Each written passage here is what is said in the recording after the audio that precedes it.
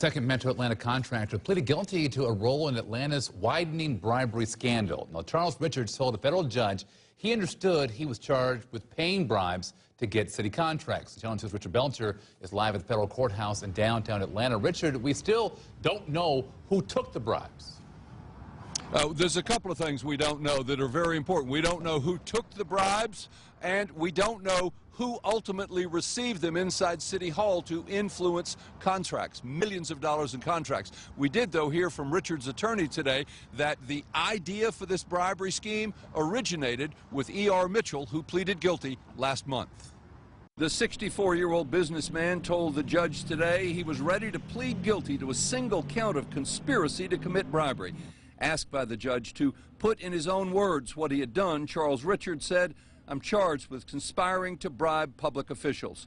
Prosecutors say the amount paid by Richards was at least $185,000. The bribe payments were referred to as, quote, upfront money, part of the process that these individuals followed to secure lucrative city contracts. And significantly, during that same 5-year period, Richards' companies received City of Atlanta contracts worth millions of dollars. Richards' attorney described him as basically a good man who feared he would lose his family business after the 2009 recession.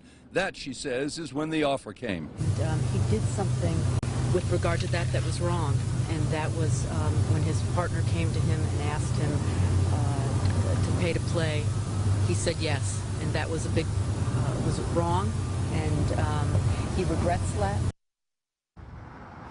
Now, he will be sentenced late April 28th, although that may well be postponed because he has promised, like E.R. Mitchell, to cooperate with the federal government so prosecutions could go on for quite some time. A final note today, we heard nothing of substance about Mitzi Bickers. She is the former city employee, former political consultant to Mayor Kasim Reed, whose records have been subpoenaed by the federal grand jury. Channel 2 and the AJC broke the subpoena story last week, but nothing today new, as a matter of fact, nothing at all of substance on Mitzi Bickers. Still a lot of chapters ahead in this story. Live at the Russell Federal Building in downtown Atlanta, Richard Belcher, Channel 2 Action News.